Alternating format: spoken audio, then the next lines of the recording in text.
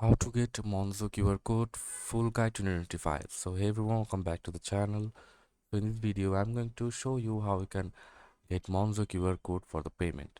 So on the official website there is a blog post that you have to tap on the payments icon on the menu bar, tap the QR code icon at the top side beside the magnifying glass, or by tapping on request money and then choosing by QR code or link.